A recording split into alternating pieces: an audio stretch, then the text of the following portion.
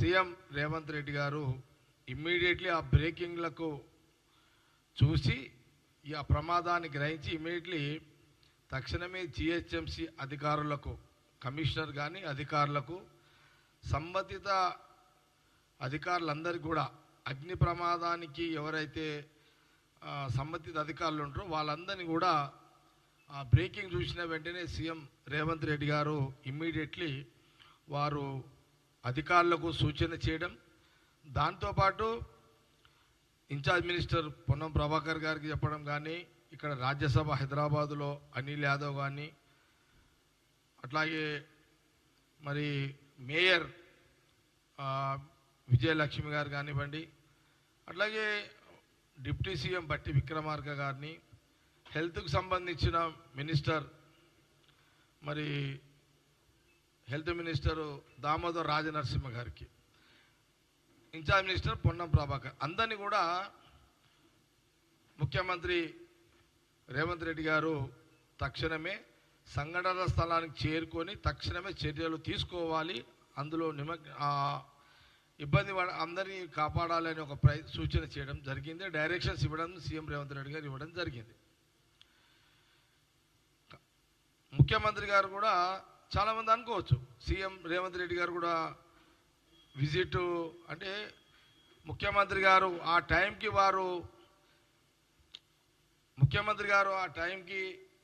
రేవంత్ రెడ్డి గారు ఆయనకు వచ్చిన ఆలోచన ఏంటంటే తక్షణం ముందైతే ముఖ్యమంత్రి గారు సంఘటన స్థలానికంటే ముందు అధికారులు కానీ సంబంధిత అధికారులు వాళ్ళందరూ పోవాలి, వాళ్ళందరూ ఆ చర్యల్లో ఇన్వాల్వ్ కావాలి, వాళ్ళని కాపాడాలి, ఏం పరిస్థితి ఉందో తెలుసుకోవాలి అనే ఒక ప్రయత్నం కాంగ్రెస్ గవర్నమెంట్ ముఖ్యమంత్రి రేవంత్ రెడ్డి గారు ఆ పనిలో ఉన్నారు. అక్కడ వారి ఇంటి నుంచి ఆ పనులు డైరెక్షన్స్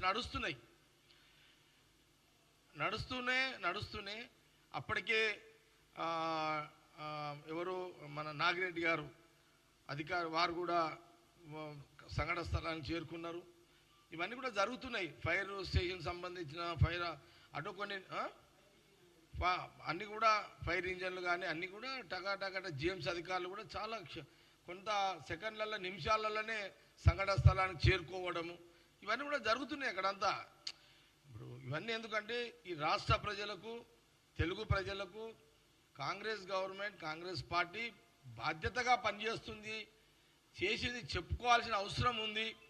మా కాంగ్రెస్ గవర్నమెంట్ సీఎం రేవంత్ రెడ్డి గారు ప్రయత్నాలు ఈ రకంగా ఉదయము ఎప్పుడైతే టీవీలలో ఆ బ్రేకింగ్ చూసారో ఎవరికైనా షాకింగ్. అది మనం సామాన్య మానవులకైనా ఏ నాయకుడికైనా అది షాకింగ్. 17 మంది అందులో ఇరుకపోయారు, ఏంది పరిస్థితి అనేది ఎవరికైనా వాళ్ళందరూ బయటపడాలి, బాగుండాలని ఎవరైనా కోరుకుంటాం. అదంతా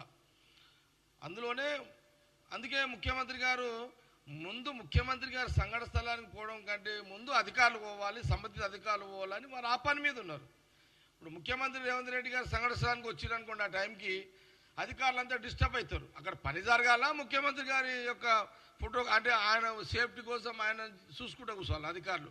అందుకే ముఖ్యమంత్రి రేవంత్ రెడ్డి గారు సంఘటన స్థలానికి పోవడం కంటే బెటర్ వాళ్ళు ఉన్న వాళ్ళందరినీ ఎట్లా అక్కడ మనం ఏం చేయగలుగుతాము, దాంట్లో అధికారులు ఏం పని చేయాలనే దాని మీదనే వారు అలాంటి చర్యలు తీసుకున్నారు. ఇది రాష్ట్ర ప్రజలకు చెప్పాల్సిన బాధ్యత మాకు జిమ్మెదారు ఉంది, కాంగ్రెస్ పార్టీకి జిమ్మెదారు ఉంది. కాబట్టి ఇది నిజము, కాబట్టి ఇది వాస్తవాలు. కాబట్టి ఇందులో ఏ ముఖ్యమంత్రికైనా ఏముంటుంది, వాళ్ళు బయట పడితే బాగుంటుంది, వాళ్ళు బతికితే బాగుంటుంది అని ఒక ఆశ ఉంటుంది ఎవరికైనా. కాబట్టి ఆ ప్రయత్నాలు జరిగినాయి.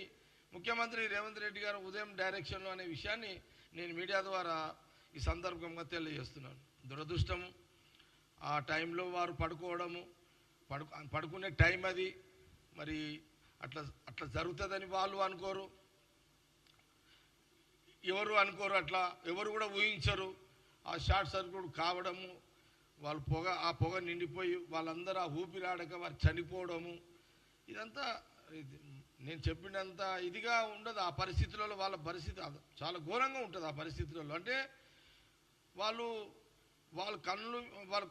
మేల్కొని వాళ్ళు తప్పించుకునే ఒక పరిస్థితులు కూడా లేకుండానే వాళ్ళు ఆ ఊపిరాడక ఆ పొగ నిండిపోయి శ్వాస ఆడక వాళ్ళు చనిపోవడం జరిగింది. ఇదంతా కూడా ఎన్ని ప్రయత్నాలు చేసినా కొన్ని సెకండ్లలో నిమిషాలలో ప్రాణాలు వెళ్ళిపోయినాయి వాళ్ళందరికీ. కాబట్టి అప్పటికి అధికారులందరూ అన్నీ పలగొట్టుకొని అంతా చేసుకొని లోపలికి పోయేసరికి జరగాల్సిన నష్టం అంతా జరిగిపోయింది. జరిగిపోయింది. అందరం కూడా బాధపడుతున్నాము. ఇది ఎవరు కూడా బాధపడి ఏదో మనము ఓదార్పు చేస్తే పోయే సమస్య కాదు. నేను ఇదంతా ముఖ్యమంత్రి రేవంత్ రెడ్డి గారు వారి చిన్న direction, Ponnam Prabhakar incharge minister అంతా వాళ్ళు కూడా అందరు రావడం, డిప్యూటీ సీఎం దామోదర్ గారు, అనిల్ యాదవ్ ఫీల్డ్లోనే ఉన్నాడు, మేయర్ ఫీల్డ్లోనే ఉన్నారు. ఎవరి పనులు చేస్తున్నారు. ఎవరి పనులు యాజ్ ఎ గవర్నమెంట్ ముఖ్యమంత్రి గారు చెప్పిన పనులని అధికారులు, మా నాయకత్వం, మా క్యాబినెట్ అందరూ కూడా ఎవరి పనులు చేస్తున్నారు. అక్కడ మనం టీవీలో చూస్తున్నాం, అంతా కూడా టీవీలో చూస్తున్నాం.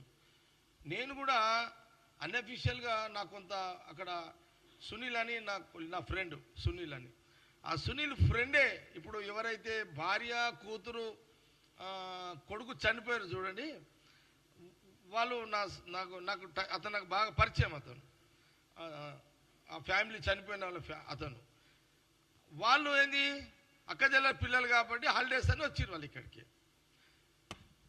అందులో ఒక ఫ్యామిలీ మా సునీల్ అనే ఒక వాళ్ళ కజిన్ ఎవరు చుట్టమవుతారు, నాకు ఎప్పటికీ రెగ్యులర్ కలుస్తుంటారు. నాకు